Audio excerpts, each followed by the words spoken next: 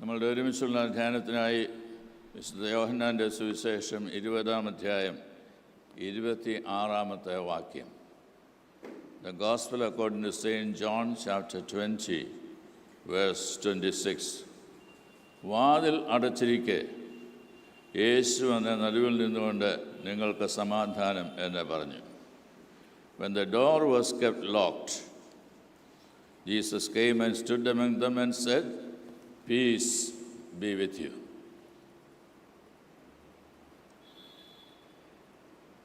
കർത്താവിൻ്റെ ഉയർത്തെഴുന്നേൽപ്പിന് 8 ദിവസത്തിന് ശേഷം നടന്നതായുള്ള സംഭവത്തെക്കുറിച്ചാണ് ഇന്ന് നാം വായിച്ചു കേട്ടത്. 8 ദിവസത്തിന് മുമ്പ് എന്താണ് സംഭവിച്ചത്? വാതിലടച്ചിരിക്കെ യേശു അവരുടെ നടുവിൽ നിന്നുകൊണ്ട് നിങ്ങൾക്ക് സമാധാനമെന്ന് പറഞ്ഞു. താൻ ഉയർത്തെഴുന്നേറ്റിരിക്കുന്നു എന്നത് ശിഷ്യന്മാരെ ബോധ്യപ്പെടുത്തുവാൻ, അവരെ യഥാസ്ഥാനപ്പെടുത്തുവാൻ ആഗ്രഹിക്കുന്നതായിട്ടുള്ള ഉദ്ധിതനായിട്ടുള്ള ക്രിസ്തുവിനെ അത്രേ കാണാനായിട്ടിടയാവുന്നത്. കമ്മിങ് ടു ദിസ് പോർഷൻ, ആരാണ് അകത്ത്, ആരാണ് പുറത്ത്? നമ്മൾ പറയും തോമസ് അപ്പോസ്തലൻ ആണ് പുറത്ത്.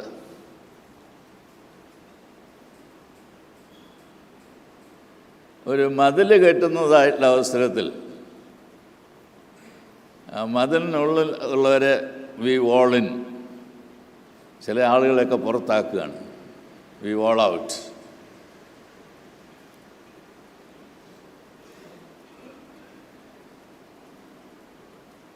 ചില നായർ തറവാടുകളിൽ പണ്ട് പടിപ്പുരകളൊക്കെ ഉണ്ടായിരുന്നു. നമ്മുടെ ചില വീടുകളിലുമുണ്ട് പടിപ്പുരകൾ. എന്നാൽ ഈ പടിപ്പുരകളുടെയൊക്കെ അർത്ഥം എന്താണ് എന്ന് ചോദിച്ചാൽ, വൈകിട്ട് പോയി ആ പടിപ്പുര അടയ്ക്കുന്ന അവസരത്തിൽ ആ ഗൃഹനാഥൻ ആരെങ്കിലും അവിടെ ഉണ്ടോ എന്ന് അന്വേഷിക്കും. ഉണ്ടെങ്കിൽ അവർക്ക് കൂടെ ഭക്ഷണം കൊടുത്തതിന് ശേഷം മാത്രമേ വാതിലടയ്ക്കൂ.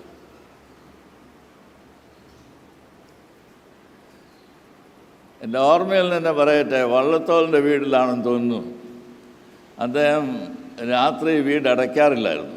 ആർക്കും വീട്ടിൽ വന്ന് കൊട്ടാം. അങ്ങനെ ആരെങ്കിലും അർദ്ധരാത്രി വന്നാൽ പോലും എഴുന്നേറ്റ് അവർക്ക് ഭക്ഷണം കൊടുക്കും.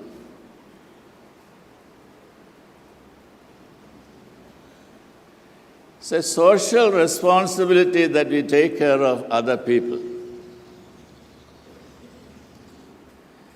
ഈ ശിഷ്യന്മാരെ സംബന്ധിച്ചിടത്തോളം യൂദാ കെട്ടി ഞാൻ തോന്നു, ബാക്കിയുള്ള 11 ആൾക്കാരെ സംബന്ധിച്ചിടത്തോളം അതിലൊരാൾ മാത്രമേ കുരിശിൻ്റെ ചുവട്ടിലുണ്ടായിരുന്നുള്ളൂ. ബാക്കിയുള്ളവരെല്ലാം ഓടിപ്പോയതായിട്ടുള്ള ആളുകളാണ്. അതുകൊണ്ടാണ് ഞാൻ ചോദിച്ചത്, who is inside and who is outside? എല്ലാവരും പുറത്താണ്. ആരും യേശുവിനെ കൂട്ടായിട്ട് കണ്ട് കൂടെ നിന്നതായിട്ടുള്ള ആളുകളല്ല. അവരെ കൂടെ നിർത്താനായിട്ടാണ് യേശു ആഗ്രഹിക്കുന്നത്. ഉയർത്തെഴുന്നേറ്റ ആ ദിവസം തന്നെ യേശു തൻ്റെ ശിഷ്യന്മാർക്ക് പ്രത്യക്ഷനായി. യഹൂദന്മാരെ പേടിച്ച് വാതിലടച്ചിരിക്കെ അവരുടെ നടുവിൽ പ്രത്യക്ഷനായി യേശു അവരോട് പറഞ്ഞു, നിങ്ങൾക്ക് സമാധാനം. ഇപ്പോൾ ചെയ്യുന്നത് അത് തന്നെയാണ്. എന്നാൽ ഒരു വ്യത്യാസം, അന്ന് തോമസ് അവരോട് കൂടെ ഉണ്ടായിരുന്നില്ല. അപ്പോൾ തോമസ് പറഞ്ഞു, നിങ്ങൾ പറയുന്നതൊക്കെ നല്ലത് തന്നെ, പക്ഷെ അവൻ ക്രൂശിക്കപ്പെട്ടവനാണല്ലോ, അവൻ്റെ കയ്യിലെ ആണിപ്പാട് എനിക്കൊന്ന് കാണണം, അവൻ്റെ വിലാപ്പുറത്തൊരു മുറിവുണ്ട് എന്ന് എനിക്കറിയാം, അതൊന്ന് എൻ്റെ കൈയിട്ട് നോക്കണം.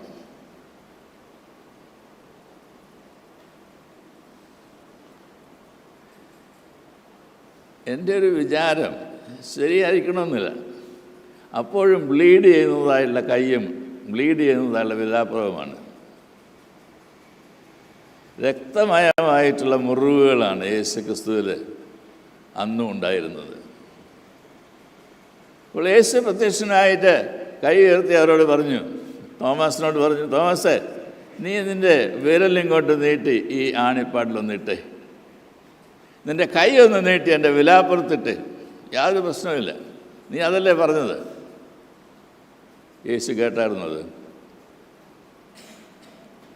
നമ്മളുടെ ഹൃദയത്തിൻ്റെ വിചാരങ്ങളെയും വികാരങ്ങളെയും എല്ലാം അറിയുന്നതായിട്ടുള്ള കർത്താവായ യേശു ക്രിസ്തു നമുക്ക് സമീപസ്ഥനായിട്ട് വന്നതുകൊണ്ട് പറയാണ്,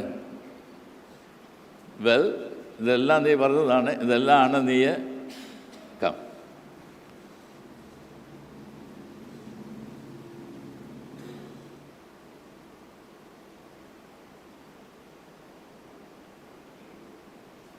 ഈ വേദപുസ്തകം നമ്മെ പഠിപ്പിക്കുന്നത് ഒന്നിൽ കൂടുതൽ പ്രാവശ്യം പറഞ്ഞിട്ടുണ്ട്, അതിഥി സൽക്കാരം മറക്കരുത്. ഇപ്പം എങ്ങനെയാണ് നമ്മുടെ ജീവിതം? ഇൻവൈറ്റ് ചെയ്തിട്ടല്ലാതെ നമുക്ക് ആർക്കും ആരുടെയും വീട്ടിൽ പോകാനായിട്ട് ഒക്കുകയില്ല. എന്നാൽ ആർഷഭാരതത്തിൽ സാൻസ്ക്രിറ്റ് അറിയാവുന്നവർക്കറിയാം, അതിഥി എന്ന് പറഞ്ഞാൽ അൺഇൻവൈറ്റഡ് ഗസ്റ്റ് എന്നർത്ഥം. Uninvited guest. അന്ന് ഈ കാക്കയൊക്കെ കരയുന്ന അവസരത്തിൽ ഇന്ന് ആരാണ്ട് വരുന്നുണ്ടെന്നാണ് തോന്നുന്നത് എന്നൊക്കെ പറയുന്നൊരു രീതി ഉണ്ടായിരുന്നു. ഇപ്പം നിങ്ങൾക്കറിയാൻ മേലായിരിക്കും. ഇപ്പം കോളിംഗ് ബെല്ലടിച്ചാൽ മാത്രമേ നമുക്കറിയത്തുള്ളൂ ആരാ വന്നതെന്ന്. അപ്പം ചോദിക്കും ആരാ വന്നതെന്നൊക്കെ ചോദിക്കും. മറ്റേത് ഈ പടിപ്പുര രാവിലെ തന്നെ ഞങ്ങൾ തുറന്നിടും, വീടും തുറന്നിടും. വീടൊക്കെ അടിച്ചു വാരിയതിന് ശേഷം വീടും പ്രധാന കവാടമൊക്കെ തുറന്നിടും. അപ്പോൾ അകത്ത് കയറിയിട്ടാണ് ചോദിക്കുന്നത്, ആരാ ഇവിടെ, ആരുണ്ട് ഇവിടെ? അപ്പോൾ ചോദിക്കുക അതാരാ. അതൊക്കെ ഉള്ളൂ. പേരും പറയണ്ട, ഒന്നും പറയണ്ട. ആ മുരടനക്കത്തിൽ നിന്ന്, ആ ശബ്ദത്തിൽ നിന്ന് ആളിനെ പിടിച്ചു കിട്ടും. ശങ്കരനാണോ? ശരി, എന്നാ നിനക്ക് വേണ്ടത്?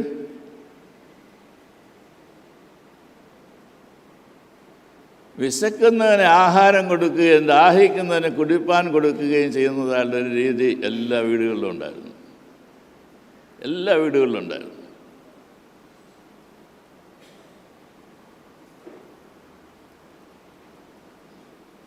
ഞാനൊരു വീട്ടിൽ പോയത് ഓർക്കുന്നുണ്ട്. ആ വീട്ടിൽ ചെന്നതായിട്ടുള്ള അവസരത്തിൽ വീട്ടുകാരി ചോറൊക്കെ എടുത്ത് മേശപ്പുറത്തൊക്കെ വെച്ചു. അതെല്ലാവരും ഒക്കെ ഷെയർ ചെയ്ത് വന്ന അവസരത്തിൽ അതങ്ങ് തീർന്നു പോയി. അവർ പറഞ്ഞു ഇത്രയേ ഉള്ളൂ ഇവിടെ. നിങ്ങൾ പറയത്തില്ല, പക്ഷെ അവർ പറഞ്ഞു ഇത്രയേ ഉള്ളൂ. നമ്മൾ പറയത്തില്ല, നമ്മുടെ മക്കൾ അതിലേക്കാണ് വളർന്നുകൊണ്ടിരിക്കുന്നത്. അതാണ് ഞാൻ പറഞ്ഞതിൻ്റെ അർത്ഥം. നമ്മുടെ മക്കൾ പറയും, കൊച്ചുമക്കൾ പറയും. ഇവിടെ ഉള്ളത് പങ്കിട്ട് ഭക്ഷിക്കാം. പണ്ടങ്ങനെയല്ലായിരുന്നു. ഞങ്ങളുടെ വീട്ടിൽ വന്നാൽ, അല്ല എൻ്റെ വീട്ടിൽ വന്നാൽ ആരും വിശക്കുന്നവരായിട്ട് പോവുകയില്ല.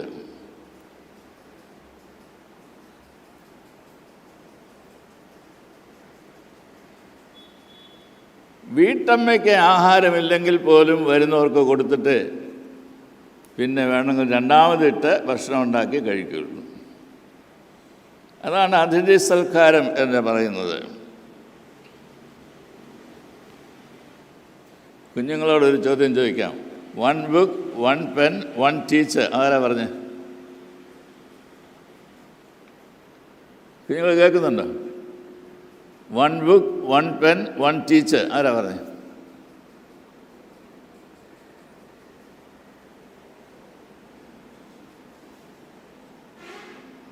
നിങ്ങളെക്കാൾ ഇച്ചിരിയുടെ പ്രായമുള്ളൊരു സ്കൂളിൽ പോകുന്ന കുട്ടിയാണ് പറഞ്ഞത്.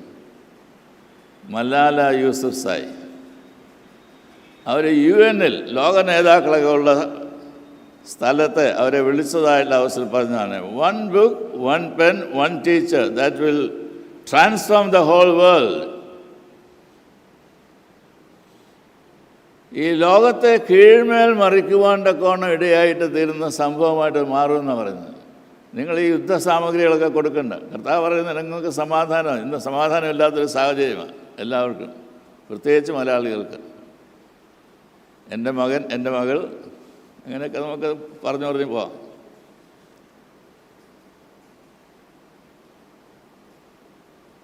ഇപ്പോൾ അതുകൊണ്ട് ചോദിക്കുന്ന ചോദ്യം തന്നെ, നിങ്ങൾ സുരക്ഷിതരാണോ? അവിടെ സമാധാനമുണ്ടോ? കാരണം ഇവിടെ എങ്ങും ഒരു മിസൈലും വന്നില്ല. അതുകൊണ്ട് അമേരിക്കയിലും പോയില്ല.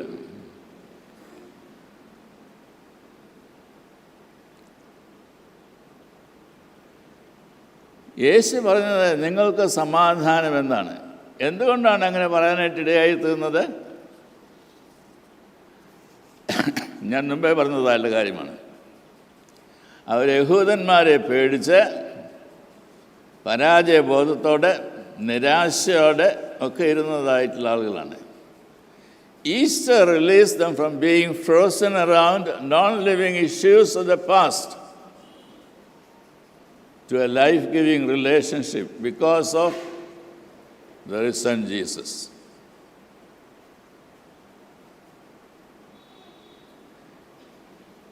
യഹൂദന്മാരെ പേടിച്ച് വാതിലടച്ചിരിക്കുക, അങ്ങനെയാണ് നാം വായിക്കുന്നത്. വാതിലടച്ചിരിക്കെ യേശുവിടെ മധ്യത്തിൽ നിന്ന് നിങ്ങൾക്ക് സമാധാനമെന്ന് പറഞ്ഞു. അടച്ചിട്ട മുറി എന്ന് പറയുന്നത് ഒരു സിമ്പലാണ്.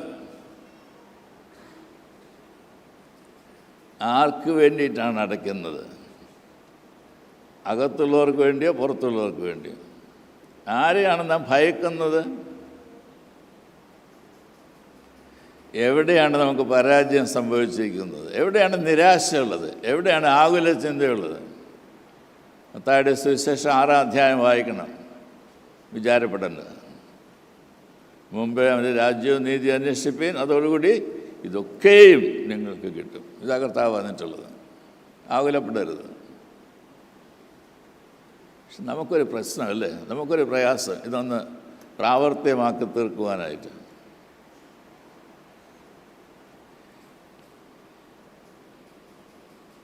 ജീവിതത്തിൻ്റെ ഒരു വലിയ ക്രൈസിസാണ് മരണം എന്ന് പറയുന്നത്.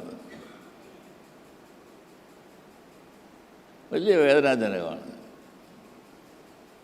ഇപ്പം അധികം പേരൊന്നും കരയത്തില്ലെങ്കിലും കരയുന്ന ആൾക്കാരെ നമ്മൾ കണ്ടിട്ടുണ്ട്. സ്നേഹമുള്ളതുകൊണ്ടാണ് കരയുന്നത്, അല്ലെങ്കിൽ കരയില്ല. ഈ തെരുവുകളിലൊക്കെ വീണ് വളർന്നു വരുന്നതായിട്ടുള്ള കുഞ്ഞുങ്ങളുണ്ട്, ഓർഫൻസ്. ആരാണ് അച്ഛൻ ആരാണ് അമ്മയെന്നൊന്നും അറിയത്തില്ല. അങ്ങനെയൊക്കെ വളരുന്നതായിട്ടുള്ളവരുണ്ട്. അവരും വഴക്കുണ്ടാക്കും, അവരും സ്നേഹിക്കും. എന്നാൽ ഈ വഴക്കുണ്ടാക്കിയൊക്കെ താഴെ വീഴുമ്പോൾ മുട്ടുതട്ടും, കാല് തട്ടും, വേദന എടുക്കും. പക്ഷെ അവർ കരയുക. കാര്യം എന്നാ? പിന്നെ ആരാ കരയുന്നത്? കരയുന്നത് ഓടിച്ചെന്ന് എടുക്കാനായിട്ട് അമ്മ അവിടെ ഉണ്ടെങ്കിൽ കരയും, അപ്പനവിടെ ഉണ്ടെങ്കിലും കരയും. ആരാണ് അമ്മ, ആരാണ് അപ്പൻ എന്നറിയാൻ പാടില്ലാത്ത ആളുകൾക്ക് കരഞ്ഞിട്ടെന്ന കാര്യം?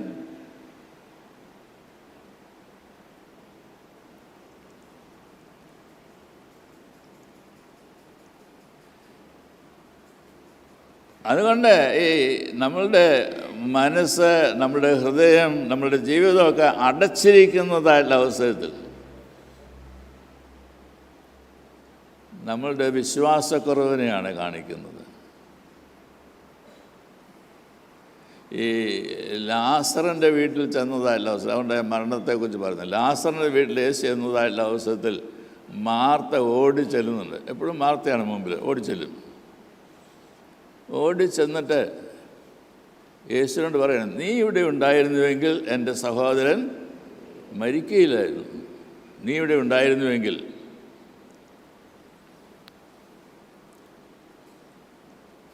അപ്പോൾ യേശു അവളോട് പറയുന്നുണ്ട്, നിൻ്റെ സഹോദരൻ ഉയർത്തെഴുന്നേൽക്കും. പിന്നെ നമുക്ക് എല്ലാവർക്കും അറിയാവുന്ന ഒരു ഞാനാകുന്നു എന്നുള്ള വാക്യം കൂടെ പറഞ്ഞിട്ടുണ്ട്. ഞാനാകുന്നു പുനരുദ്ധാനവും ജീവനും. അത് കർത്താവ്. എന്നിട്ട് ചോദിക്കുന്നു, നീ ഇത് വിശ്വസിക്കുന്നുവോ? ഇന്ന് നമ്മോട് ചോദിക്കേണ്ടതായുള്ള ചോദ്യം ഇതാണ്, നീ എന്നെ വിശ്വസിക്കുന്നുണ്ട്? അവിശ്വാസിയാകാതെ വിശ്വാസിയായി തീരുക എന്നാരോടെ പറഞ്ഞ്? സ്ത്രീകളെ ഉത്തരം പറഞ്ഞേ തോമസ് അപ്പോസ്തലൻ. അവിശ്വാസിയാകാതെ വിശ്വാസിയായിരിക്കുക. എന്താ ഈ വിശ്വാസം എന്ന് പറഞ്ഞതിൻ്റെ അർത്ഥം?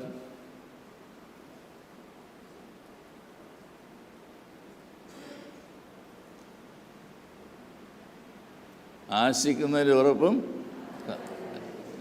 വാക്യം നമുക്കറിയാം. എൻ്റെ ആസ്പിറേഷൻ നമ്മളുടെ മനസ്സിലുണ്ടോ, അത് ദൈവത്തിൻ്റെ ഹിതത്തെ അനുസൃതമായിട്ടുള്ള ഹോപ്പ് എന്ന് പറയുന്നത്, അതെന്തുണ്ടോ അതിൻ്റെ ഉറപ്പാണ്. കാണാത്ത കാര്യങ്ങൾ. ഈ അബ്രഹാമിനോട്, വിശ്വാസികളുടെ പിതാവാരാ അബ്രഹാമിനോട് ദൈവം പറഞ്ഞത്, ഞാൻ നിന്നെ കാണിപ്പാനിരിക്കുന്ന ദേശത്തേക്ക് പോകാം. എവിടെ? അബ്രഹാമിന് പോലും അറിയത്തില്ല. നിൻ്റെ പിതൃഭവനത്തിൽ നിന്ന് നീ എഴുന്നേറ്റ് പോകണം, അതറിയാം. ഇപ്പോൾ എവിടെയായിരിക്കും എന്നാൽ അങ്ങോട്ട് പോകണം. ഇന്ന് എന്നുള്ളത് നമുക്കറിയാമെങ്കിൽ നാളെ എന്നുള്ളത് വിശ്വസിക്കാനായിട്ട് സാധിക്കും. അതാ ചോദ്യം. ഇന്ന് എന്നുള്ളത് അറിയാം. How about tomorrow?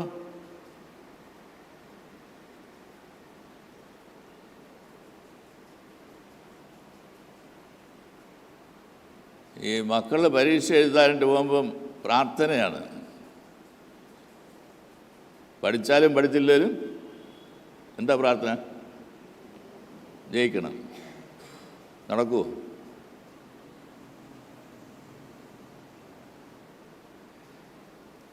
ദൈവഹൃദയത്തെ മനസ്സിലാക്കുന്നവർക്കാണ് അതിനനുസരിച്ച് ആശിക്കാനായിട്ട് സാധിക്കുന്നത്, ഉറപ്പുള്ളവരായിട്ട് തീരുവാൻ സാധിക്കുന്നത്. ദൈവത്തിൻ്റെ ഹൃദയത്തെ അറിയണം, അതനുസരിച്ച് വേണം നമ്മളുടെ ജീവിതത്തിൽ ഓരോ കാര്യങ്ങൾ ചെയ്യാം. അപ്പോൾ ദൈവവുമായുള്ള ഒരു സജീവ ബന്ധം പുലർത്തുന്ന ആളുകൾക്ക് മാത്രമേ അത് സാധിക്കുകയുള്ളൂ. നമ്മളുടെ നയനങ്ങളും നമ്മളുടെ മനസ്സുകളും നമ്മുടെ ഹൃദയങ്ങളും ഒക്കെ അടഞ്ഞു പോയിട്ടുള്ള ചില സമയങ്ങളൊക്കെ ഉണ്ട്.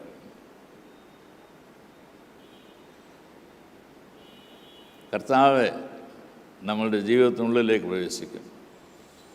ഇതെല്ലാം അറിയുന്നതായിട്ടുള്ള കർത്താവ്.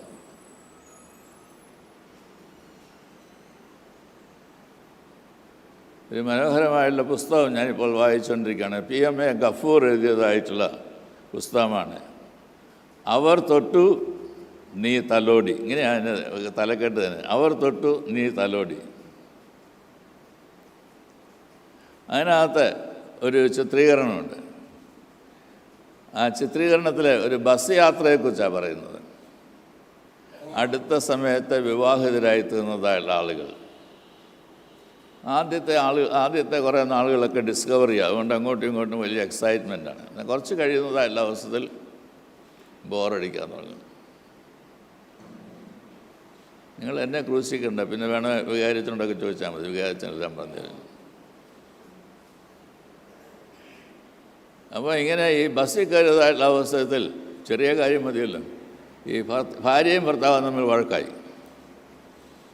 അപ്പോൾ ഭാര്യ മുഖമൊക്കെ വീർപ്പിച്ച് ആ ബസ്സിൽ ഒരു സീറ്റിൻ്റെ അറ്റത്ത് പോയിരുന്നു. ഭർത്താവ് ഇങ്ങനെ പറ്റിപ്പോയല്ലോ എന്നൊക്കെ വിചാരിച്ചുകൊണ്ട് പുറകിൽ ഇരിക്കുകയാണ്. അല്ല എന്നെ പറയാൻ നോക്കുന്നു. അപ്പോൾ ബലൂൺ വിൽക്കുന്നതായുള്ള ഒരു മനുഷ്യൻ ആ ബസ്സിലെ കയറി വന്നു. അപ്പോൾ ബലൂൺ നോക്കിക്കൊണ്ട് ഈ സ്ത്രീ ഇരിക്കുകയാണ് പിന്നീട്. അപ്പോൾ ബലൂൺകാരൻ ചോദിച്ചു, ബലൂൺ വിൽക്കുന്നതായ ആൾ ചോദിച്ചു, ബലൂൺ ഇഷ്ടമാണ്? അപ്പോൾ പറഞ്ഞു ഇഷ്ടമാണ്. അപ്പോൾ അയാൾ പറഞ്ഞു, സ്റ്റാർട്ടഡ് എ കോൺവെർസേഷൻ. അപ്പോൾ അയാൾ പറഞ്ഞു, ഞാനിതിൻ്റെ വൈഫിന് വേണ്ടിയിട്ടാണ് ചെയ്യുന്നത്, വിൽക്കുന്നത്. അടുത്ത ബസ് സ്റ്റോപ്പ് വന്ന അവസരത്തിൽ ആ വണ്ടി നിന്നു. അപ്പോൾ ആ ആൾ എഴുന്നേറ്റ് യാത്രയൊക്കെ പറഞ്ഞിട്ട് ബലൂണൊക്കെ എടുത്തുകൊണ്ട് പോയി. അയാൾ എഴുന്നേറ്റ് കഴിഞ്ഞപ്പോൾ ഈ സ്ത്രീക്ക് അവിടെ കിടക്കുന്നതായിട്ടൊരു ഗ്രീറ്റിംഗ് കാർഡ് കാണാനായിട്ടിടയായിട്ട് തോന്നുന്നു. അപ്പോൾ ഭാര്യ എടുത്ത് പോകുന്നതായിട്ടുള്ള ബലൂൺകാരന് ആ ഗ്രീറ്റിംഗ് കാർഡ് ഓടിക്കൊണ്ടുപോയി കൊടുക്കാനായിട്ട് എടുത്തുകൊണ്ട് അയാളുടെ പുറകെ ഓടി.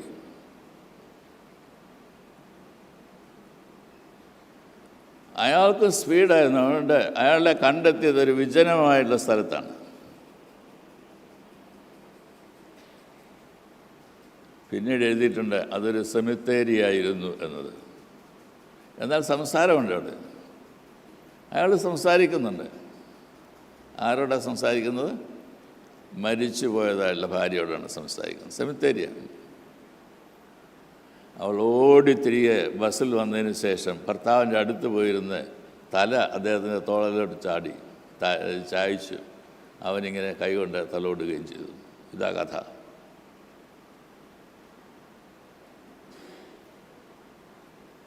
നാം ആരും ദൈവസാന്നിധ്യം വിട്ട് പോകുന്നതിനായിട്ട് ദൈവം ആഗ്രഹിക്കുന്നില്ല. ഓരോ അവസരത്തിലും ദൈവം കൂടെ നിന്ന് നമ്മെ ചേർത്ത് നിർത്തുകയാണ് ചെയ്യുന്നത്. അതുകൊണ്ടാണ് തോമസ് അപ്പോസ്തലൻ്റെ പ്രത്യക്ഷനായിട്ട് യേശു പറയുന്നത്, നീ അവിശ്വാസിയാകാതെ വിശ്വാസിയായിരിക്കുക. പിന്നീട് ഒന്നുകൂടെ പറയുന്നുണ്ട്, നീ കണ്ടതുകൊണ്ട് വിശ്വസിച്ചു, കാണാതെ വിശ്വസിച്ച ഭാഗ്യവാന്മാർ എന്ന് പറഞ്ഞു. തോമസ് അപ്പോസ്തലനൊരു കാര്യമുള്ളൂ, ഇതെല്ലാം കർത്താവ് പറഞ്ഞതായിട്ടുള്ള അവസരത്തിൽ കൈയിട്ട് നോക്കുന്നുമില്ല, വിലാപ്പുറത്തിടുന്നുമില്ല. ഉടനെ എൻ്റെ കർത്താവും എൻ്റെ ദൈവവുമേ എന്ന് പറയണേ. ആദ്യത്തെ വിശ്വാസ പ്രമാണമാണത്, എൻ്റെ കർത്താവും എൻ്റെ ദൈവവുമേ. ഇനി എനിക്ക് തെളിവിന് യാതൊരു ആവശ്യവുമില്ല. ഞാൻ തന്നെ നീ ഉയർത്തെഴുന്നേറ്റിരിക്കുന്നതിന് ഇനി ലോകത്തോട് പറയാനായിട്ട് പോവുകയാണ്. യേശു ക്രിസ്തുവിൻ്റെ സുവിശേഷം അറിയിച്ചുകൊണ്ടിരുന്നതായുള്ള സിനിമകളൊക്കെ കുറേ കൂടെ വലുതാക്കി മലബാറിലുള്ള നമ്മളുടെ സുവിശേഷം അറിയിക്കുവാനൊക്കെ വന്നതാണ് തോമസ് അപ്പോസ്തലൻ. When you are convinced, there is no doubt about anything.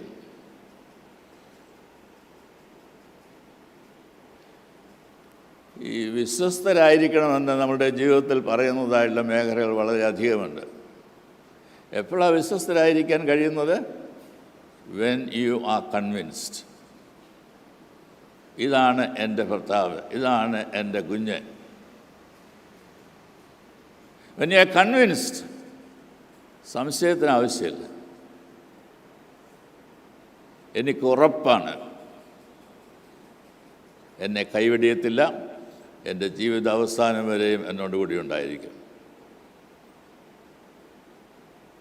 അവിടെയാണ് ഫിഡലിറ്റി, വിശ്വസ്തത കാണുവാനായിട്ട് സാധിക്കുന്നത്. നമ്മളുടെ കുഞ്ഞുങ്ങളെക്കുറിച്ച് അപ്രകാരം കൺവിൻസ്ഡ് ആണ് എന്ന് പറയാനായിട്ട് സാധിക്കണം. അവരെവിടെ പോയാലും ഇന്ന് പോകാനായിട്ട് സാധ്യതകൾ കൂടുതലാണ്. ഒരു ഹയർ സെക്കൻഡറി ആകുമ്പോൾ അങ്ങോട്ട് ചോദിച്ചാൽ മതി, എങ്ങോട്ടാണ് പോകേണ്ടത്? കൊറിയയിലേക്കാണോ, ജപ്പാനിലേക്കാണോ, അമേരിക്കയിലേക്കാണോ, UK റഷ്യയിലേക്കാണോ? നമ്മളോട് പറഞ്ഞു തരും എവിടെ പോകുന്നെന്ന്. അതാണ് ഇന്നത്തെ കാലം. എവിടെ പോയാലും അവർ ദൈവത്തിനുള്ളവരായിട്ട് ജീവിക്കും എന്ന് പറയാനായിട്ട് കഴിയുമോ? ഇതാണ് കൺവിക്ഷൻ. ഞാൻ വളർത്തിക്കൊണ്ടുവന്നത് അങ്ങനെയാണ്. ഒരിക്കലും ദൈവത്തെ വിടുകയില്ല.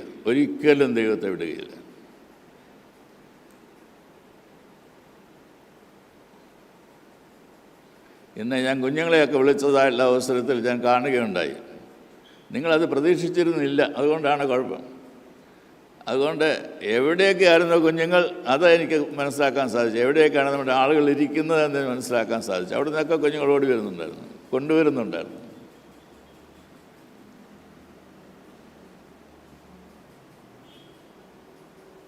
നമ്മളുടെ കുഞ്ഞുങ്ങളാണ്. Never forget it. രണ്ടാമത്തെ ടോക്കിൽ അത് പറയാം. നമ്മളുടെ കുഞ്ഞുങ്ങളാണ്, അവർ നമുക്കുള്ളവരാണ്. അവരുടെ കരങ്ങളിലേക്കാണ് ഇനി ഇടവേട് എല്ലാ കാര്യങ്ങളും ഫലമേൽപ്പിക്കേണ്ടത്. സെൻറ്റിനറി ഇയറാണ്. ഇനി അടുത്ത സെൻറ്റിനറിക്ക് ആര് കാണും? ഞാൻ കാണത്തില്ല.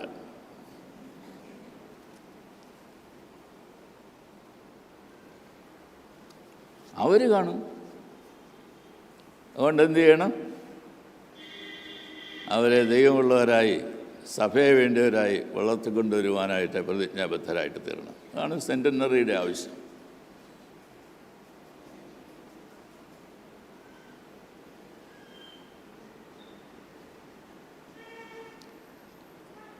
ദൈവത്തിന് വലിയ കാര്യങ്ങൾ നമ്മളിലൂടെ, നമ്മുടെ മക്കളിലൂടെയൊക്കെ തലമുറകളിലൂടെ ചെയ്യുവാനായിട്ട് കഴിയും എന്ന് ഞാൻ വിശ്വസിക്കുന്നുണ്ട്.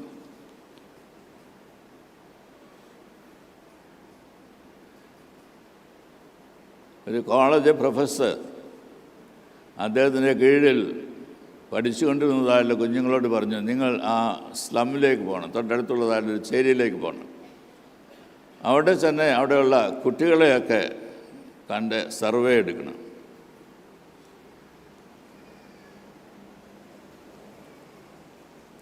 എന്നിട്ട് നിങ്ങളുടെ തന്നെ ഒരു ഇവാലുവേഷൻ എഴുതണം, എന്തായിരിക്കും ഇവരുടെയൊക്കെ ഭാവി. തീർച്ചയായിട്ടും അവിടെ നിന്ന് വന്നതായിട്ടുള്ള ആളുകൾ പറഞ്ഞു കാണും, അവർ കുറേ ആളുകൾ കുറ്റവാളികളായിട്ട് പിടിക്കപ്പെടും, കുറേ ആളുകൾ ജയിലിലാകും, പെൺകുട്ടികളൊക്കെ ദേഹം വിൽക്കും, കൊള്ളരുതാത്തതായിട്ടുള്ള ജീവിതം നയിക്കും.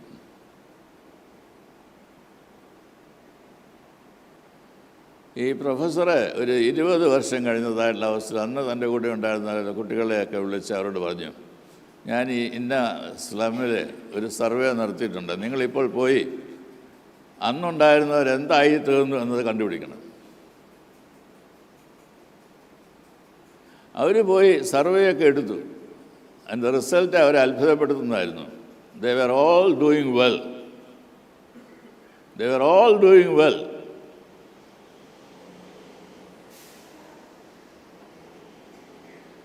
അതെങ്ങനെ സംഭവിച്ചു? സാധാരണ ഉണ്ടാകാവുന്നൊരു ചോദ്യമാണ്.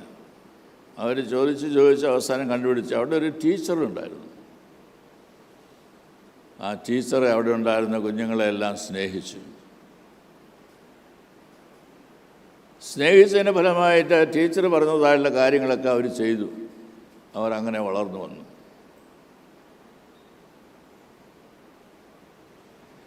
ഇന്ന് ഈ വേദഭാഗം നാം ചിന്തിക്കുന്നതായുള്ള അവസരത്തിൽ സ്വർഗസ്ഥനായ പിതാവെ തൻ്റെ പുത്രനായ ക്രിസ്തുവിലൂടെ നമുക്ക് വെളിപ്പെടുത്തി തന്നതായുള്ള വലിയ സ്നേഹത്തെ മനസ്സിലാക്കാനിട്ടിടയാണ്. 21 അധ്യായത്തിലേക്ക് വരുന്നുണ്ട്. പത്രോസിൻ്റെ അടുത്തൊക്കെ വരുന്നതായുള്ള കർത്താവ് പത്രോസിനോട് ചോദിക്കണം, നീ ഇവയെക്കാളൊക്കെ അധികമായി എന്നെ സ്നേഹിക്കുന്നുവോ? ഇവയെക്കാളൊക്കെ അധികമായി. നിനക്ക് നല്ല ക്യാഷുണ്ട്, നിനക്ക് ഒത്തിരി മീനെ കിട്ടിയിട്ടുണ്ട്, നിനക്ക് നല്ല പ്രഭാത ഭക്ഷണം കിട്ടി, എവറിത്തിങ് ഫൈൻ. എന്നാൽ ഇതിനേക്കാളൊക്കെ അധികമായിട്ട് നീ എന്നെ സ്നേഹിക്കുന്നുണ്ട്. ദൈവത്തിൻ്റെ വലിയ സ്നേഹത്തെ തിരിച്ചറിഞ്ഞ് ആ സ്നേഹത്തിൽ വസിക്കുവാനായിട്ട് നമുക്ക് ഇടയായിട്ട് തീരണം എന്നതാണ് നമ്മെ പഠിപ്പിക്കുന്നത്. തോമസ് അത് മനസ്സിലാക്കി.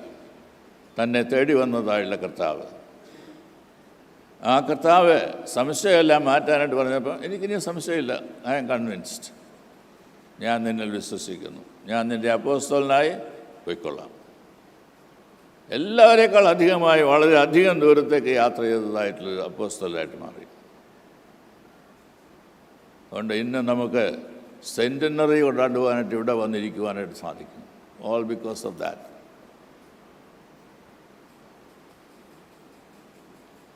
ദൈവത്തിൻ്റെ ആ വലിയ സ്നേഹത്തെ, വീണ്ടെടുപ്പിനെ, യഥാസ്ഥാനപ്പെടുത്തലിനെ ഒക്കെ മനസ്സിലാക്കി ദൈവത്തിൻ്റെ കരങ്ങളിലേക്ക് നമ്മെ സമർപ്പിക്കാം. കർത്താവേ, ഞങ്ങൾ നിന്നെ സംശയിച്ചിട്ടുണ്ട്, നിന്നിൽ നിന്ന് ദൂരെ പോയിട്ടുണ്ട്, ഞങ്ങൾ വാതിലടച്ചിട്ടുണ്ട്, പുറത്തായിരുന്നു, സംശയത്തിൻ്റെതായുള്ള വാക്കുകളൊക്കെ പറഞ്ഞിട്ടുണ്ട്. എല്ലാം ഞങ്ങളോട് ക്ഷമിക്കണമേ. നിൻ്റെ സ്നേഹത്തിൽ എന്നെ നിന്നോട് ചേർത്ത് നിർത്തണമേ. ഓരോ വിശുദ്ധ കുർബാനയും ഓരോ ധ്യാന പ്രസംഗവും നമുക്ക് വേണ്ടി ഈ ലോകത്തിലേക്ക് വന്നതായുള്ള കർത്താവായ യേശു ക്രിസ്തുവിനെക്കുറിച്ച് നമ്മെ ഓർമ്മപ്പെടുത്തുന്നതായിട്ടുള്ള കുർബാനയും തിരുവചന ധ്യാനവുമാണ്. ആ യേശുവിനെ മനസ്സിലാക്കി നീ ഇവിടെ ഉണ്ടായിരുന്നുവെങ്കിൽ എന്ന് പറയുന്ന അവസരത്തിൽ നീ ഇത് വിശ്വസിക്കുന്നു എന്നാണ് ചോദിക്കുന്നത്. വിശ്വാസമുള്ളവരായി അവനിൽ നമ്മുടെ ജീവിതത്തെ അർപ്പിച്ച് അവന് വേണ്ടി ജീവിക്കുന്ന ഒരു ഇടവകയായി തീരുവാൻ ഞങ്ങളുടെ ഇടവക അംഗങ്ങളായിട്ടുള്ള ഞങ്ങളെ ഓരോരുത്തരെയും അവിടുന്ന് ശക്തീകരിക്കണമേ എന്ന് പ്രാർത്ഥിക്കാം. തലകളെ വണക്കാം, പ്രാർത്ഥിക്കാം. ദൈവമായ കർത്താവേ, ഉഴറി നടന്നതായുള്ള തോമസ് അപ്പോസ്തലനെ യഥാസ്ഥാനപ്പെടുത്തിയതായുള്ള അവിടുത്തെ പ്രവർത്തനത്തെ ധ്യാനിക്കുവാനായിട്ട് ഞങ്ങളെ സഹായിച്ചുവല്ലോ. കർത്താവേ, ഇതൊക്കെയും വേദപുസ്തകത്തിൻ്റെ ഭാഗങ്ങളാണ് എന്ന് പറഞ്ഞ് ഞങ്ങളുടെ ജീവിതത്തെ നോക്കാതെ ജീവിക്കുന്നതായുള്ള ഞങ്ങളുടെ ജീവിതത്തെ ഞങ്ങളോട് പൊറുക്കണമേ. ഞങ്ങളും ഉഴറി നടക്കുന്നതായുള്ള ആളുകളാണ്. ഞങ്ങളും നിന്നെ സംശയിക്കുന്നതായുള്ള ആളുകളാണ്. പലപ്പോഴും ഞങ്ങൾക്ക് ഭയമുണ്ട്, പരാജയബോധമുണ്ട്. ദൈവസന്നിധിയിലേക്ക് ഞങ്ങൾ ചേർന്ന് വരുന്നതായുള്ള ഓരോ അവസരവും ഞങ്ങളെ യഥാസ്ഥാനപ്പെടുത്തുന്നതായുള്ള ദൈവത്തിൻ്റെ വലിയ സ്നേഹത്തെ കർത്താവിൽ കാണുവാനിടയാക്കണമേ. ഓരോ വിശുദ്ധ കുർബാന ശുശ്രൂഷയും ഓരോ ധ്യാനവും ദൈവത്തിലേക്ക് ഞങ്ങൾ അടുപ്പിക്കുകയും ദൈവമക്കളായിട്ട് ജീവിപ്പാനായിട്ടുള്ള ആഹ്വാനം നിയോഗമൊക്കെ ലഭിക്കുകയും ചെയ്യുന്ന വ്യക്തികളാക്കി ഞങ്ങളെ രൂപാന്തരപ്പെടുത്തുകയും ചെയ്യണമെന്ന് യേശുവിൻ നാമത്തിൽ അപേക്ഷിക്കുന്നു. ദയയോടെ കേൾക്കണമേ.